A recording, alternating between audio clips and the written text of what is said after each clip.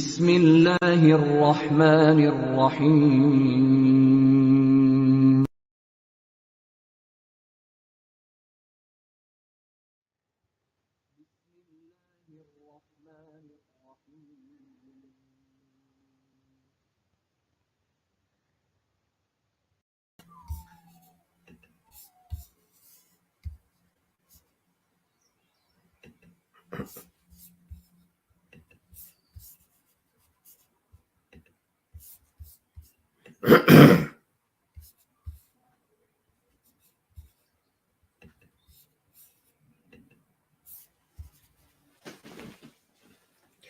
Assalamu alaikum. It is Thursday, the 12th of May 2022, and in our series Reflections on the Holy Quran, this is broadcast number 312.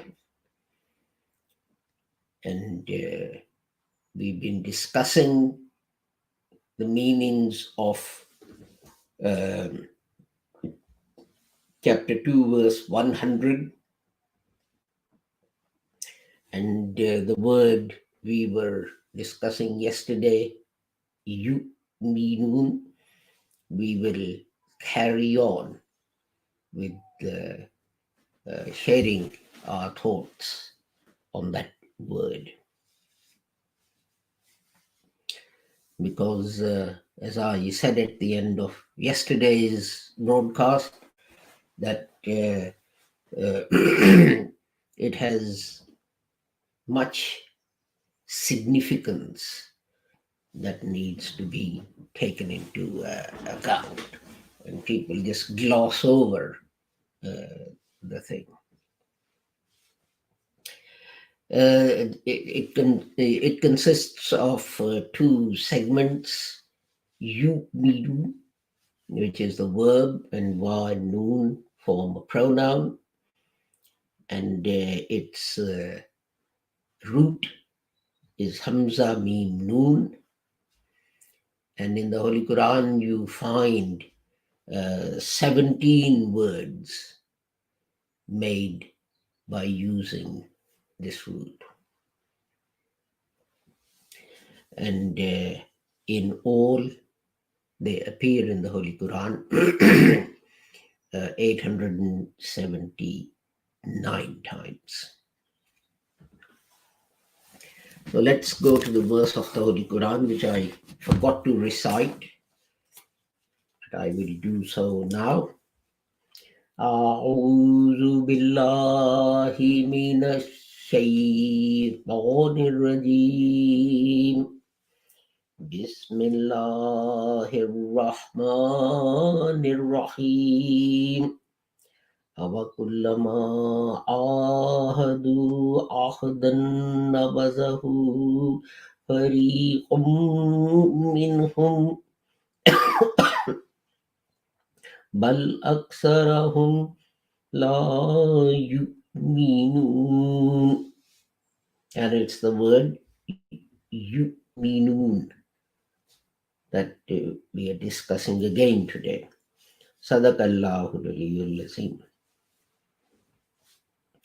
And its English translation is it that whenever they make a covenant, a party of them cast it aside? Nay, most of them have no faith.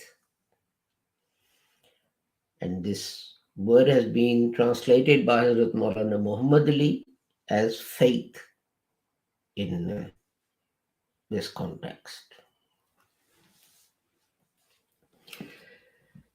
And if we go to my notes on the computer, and let's have a look at that.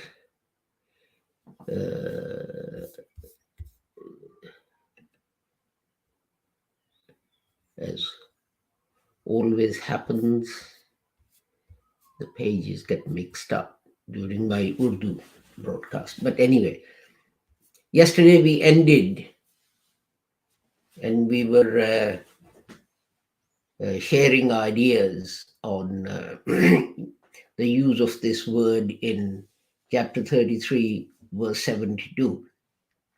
Inna aradnal amanata ala samawati wal ard. And we discussed that the the word amanat here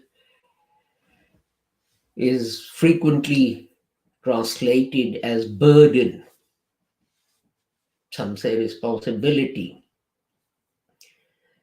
But what does that what entails that burden or responsibility? And some say it means doing of justice under all conditions. And others say that burden was the ability to distinguish between right and wrong and doing the right thing by choice rather than compulsion. As we saw yesterday, a mango tree has to bear mangoes. It can't one year decide that it's bored with bearing mangoes and it's going to, bear bananas or oranges or whatever. And the third school of thought is that this is actually the ability to gain knowledge. And they say it's actually the alphabet, because that is the basis of all knowledge. But of course, it's also used in the sense that that we speak about in languages like Urdu. وَمَنْ دَخَلَهُ كَانَ آمِنًا. And whoever enters this house, he is assured of peace. He has peace. Chapter 3, verse 97. Now, what does finding peace mean?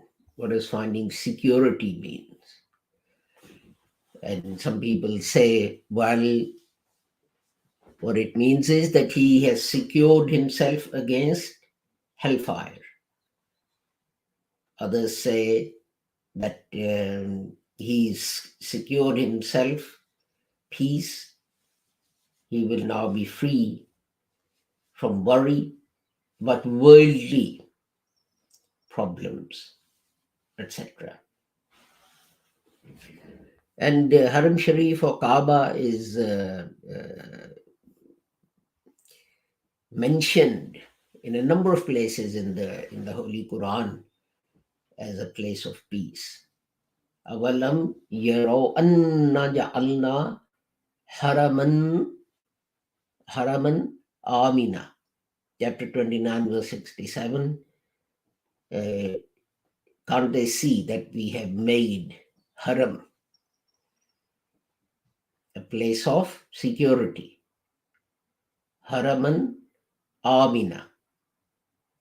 Haram is the place of safety, security, peace. And again, in chapter 2, verse 125, وَإِذْ جَعَلْنَا الْبَيْتَ مَثَابَةً لِلنَّاسِ وَأَمْنًا. And when we decreed that the Kaaba, the house, is a place where people should gather and they will find security. And the same word is used for sleep, because obviously when you're asleep, then worries of this world leave you. You're contented. And this is why sleep is very, very important if you have to maintain your sanity. But al-Iman, this use of the word, actually mean Islam or the Islamic Sharia. And in chapter 2, verse 62, we saw Allazina amanu wallazina hadu wan nasara wathabi'un. Generally, it's Allazina amanu is translated as the Muslims.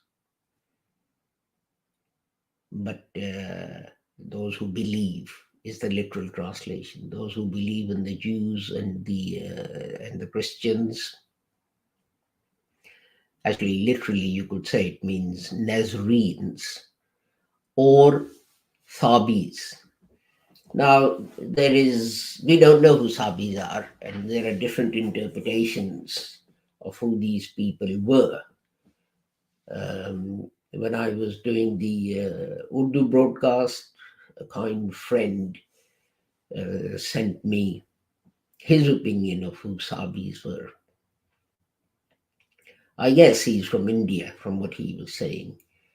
That he was talking about Hinduism and different castes and so on, that kind of thing. But he may be right, I don't know. But sometimes this is important, you see, that this is how things go astray if you just rely on translations.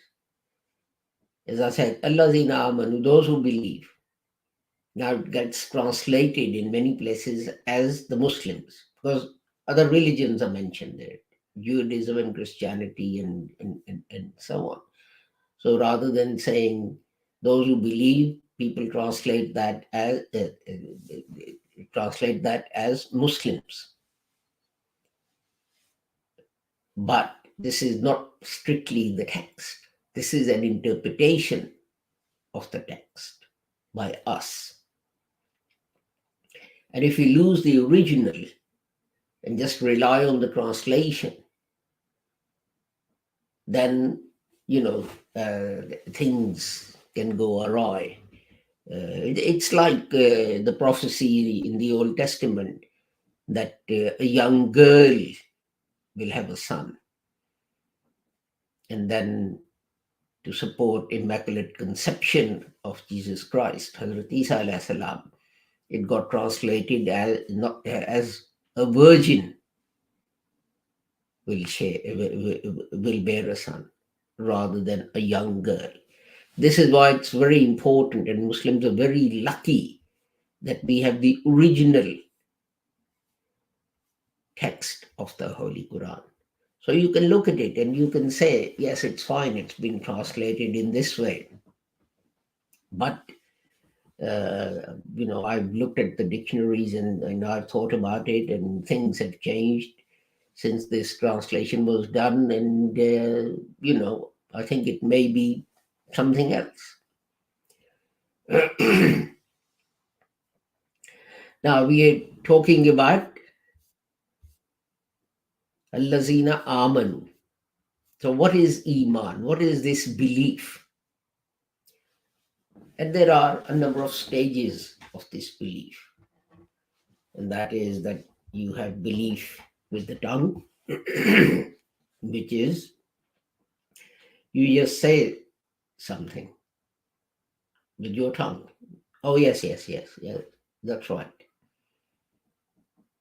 And you leave it at that. And then there is affirmation in the heart and by your actions. So when all of these come together, that is when you have Iman. Because with your tongue you pronounce something, in your heart you believe that, and by your actions you show that what you're saying and what is in your heart, you're actually acting on that. And that is very important. Um, you see, and I keep on reiterating this because it is so important that in Islam, and there is that famous hadith that Osama threw someone onto the ground, a disbeliever, a kafir, during a battle, and he was about to kill him, and the man recited the kalima. But Osama Razilullah Ta'ala still went ahead and killed the man. And this news got to the Holy Prophet Muhammad. And the Holy Prophet's face went red with anger. And he said to Osama, "You killed him after he recited the kalima." And Hazrat Osama Razilullah Ta'ala said, "O Prophet of Allah, he was only reciting the kalima to save his life." So the Holy Prophet then said, "Did you cut open his heart to check that he wasn't sincere?" And the Holy Prophet Muhammad sallallahu alaihi wasallam was very upset by what Osama has done, to the extent that in some recordings of this incident, Hazrat Osama says, "I wish I'd never been born, because I caused the Prophet of Allah such sadness." Now, this is a very important incident. See, people keep talking about, following the Sunnah of the Holy Prophet Muhammad and all this kind of thing. But when it comes to it, they don't. What does it show? It shows that a simple announcement of the kalima, that I'm reciting the kalima to become a Muslim, La ilaha illallah Muhammadur Rasulullah, is enough for a person to become a Muslim. But the other important thing to remember is that no one has the right to question the sincerity of the person saying that. Because Osama says he wasn't genuine, he only recited the kalima to save his life. And the Holy Prophet Muhammad sallallahu alaihi wasallam responds by saying, "Well, how did you determine that he wasn't sincere? You cut open his heart and have had a look." So a profession by the tongue is enough. And no one has the right to question such a person about his being a Muslim and so on. There's a verse in the Holy Quran which says that the desert dwellers, they say that we are true believers. Say to them that you are Muslims. You are not true believers because faith has not yet entered your heart. So this is the Holy Quran saying that. They tell these people, they claim to be Momins, true Muslims. But say to them, they are Muslims, but faith has not yet entered their heart. But they're still to be regarded as Muslims. The Quran doesn't say, "No, you're not." God doesn't say, "I don't believe you." And yet we have arrogated to ourselves the right to decide who is a Muslim and who's not. How sad is that? And yet we talk about following the Sunnah of the Holy Prophet Muhammad. There's also an incident from the life of Hazrat Umar Razilullah Ta'ala. Someone reported to him that Mr. XYZ, he has only recited the kalima to gain some worldly benefit. So Hazrat Umar called him and he said, "This is what I've heard. that you recited the kalima just to get some worldly benefit. And the man said, well, is this forbidden in Islam? And Hazrat Umar, I can't remember now whether he said no or whether he just let the man go. But the point is this: the man didn't deny the fact that he recited the kalima just to get some benefit. And that Hazrat Umar just let him go. Why? Because Hazrat Umar Raziyallahu Ta'ala knew that he had no right to delve into the sincerity of that man, whether he was sincere or not. It wasn't up to him to decide. And the man, he wasn't afraid. He clearly said, is it forbidden?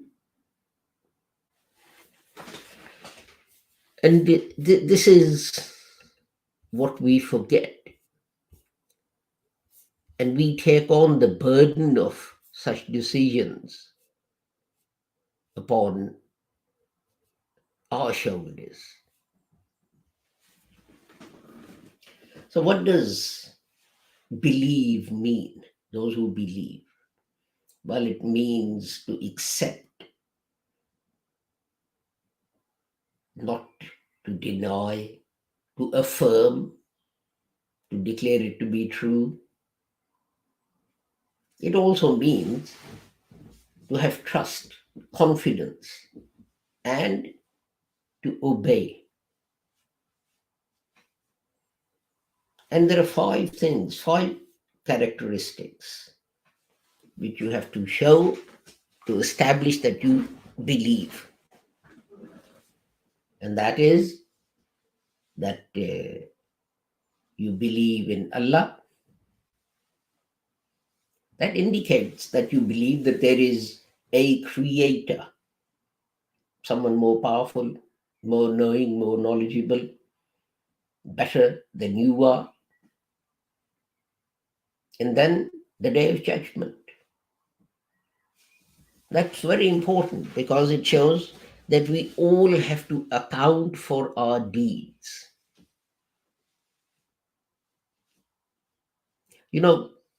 If someone has already paid for our sins, why should I be good? There has to be something. You have to be accountable. We are accountable in this life, aren't we? We go to work, and at the end of the year, we have an annual appraisal. And we know we'll have to say, well, why was that project late? Why was that over budget? Why did this happen? Why did that happen? And I know, and we know that our promotion, our pay rise, etc., depends on that annual appraisal. So why should it be any different at the end? Then we must believe in the angels. I know most people think angels are sort of creatures with wings that fly about and do things, etc.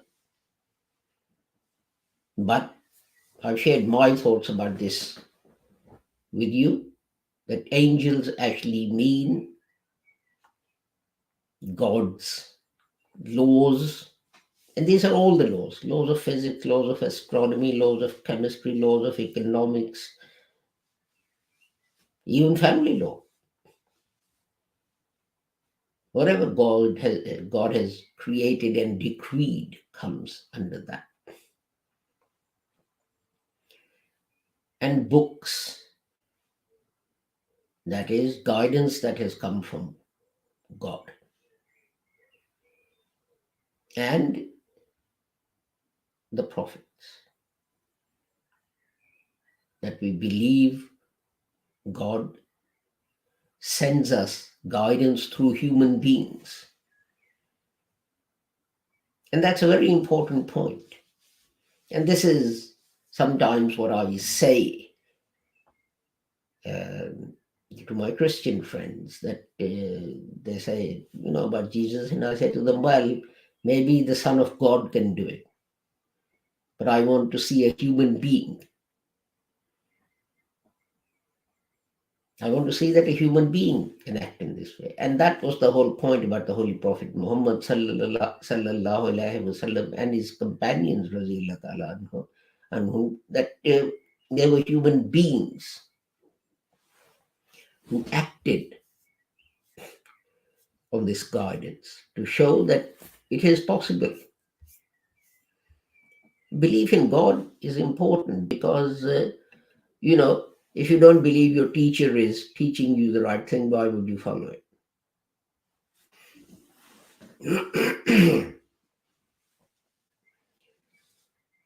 So if you don't believe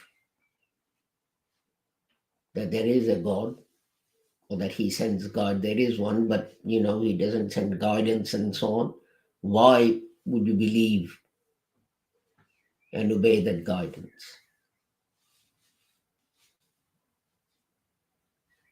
And the point about believing in God is this, that it establishes the fact that humanity is not subservient to anything else.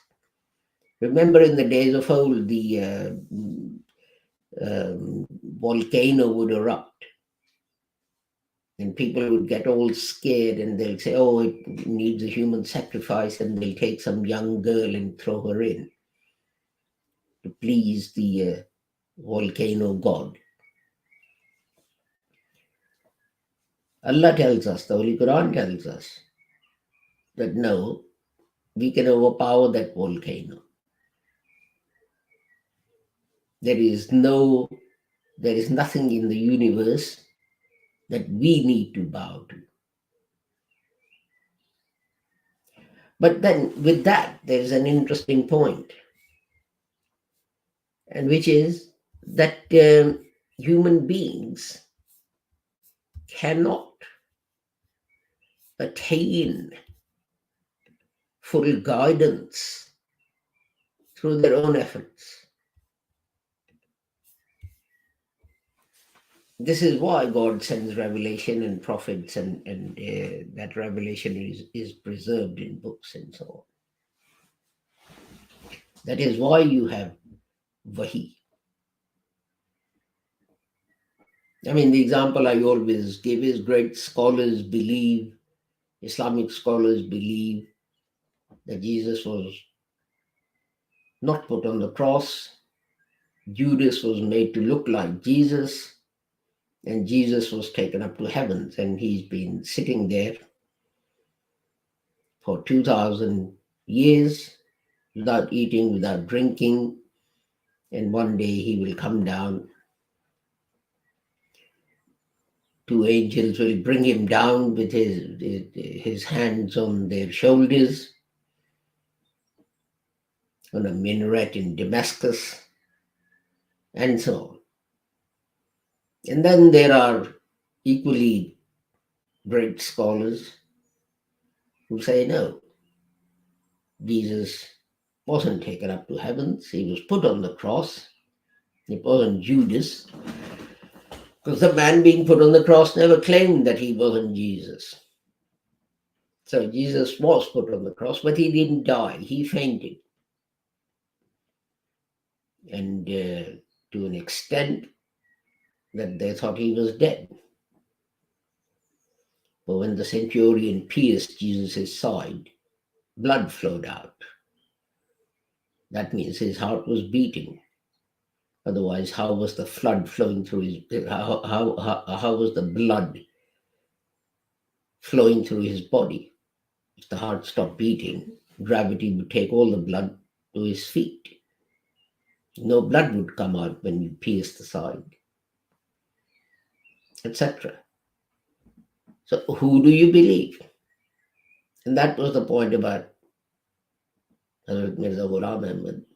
that he said, God has told me that it's written in the Holy Quran, and people have misread it and misinterpreted it.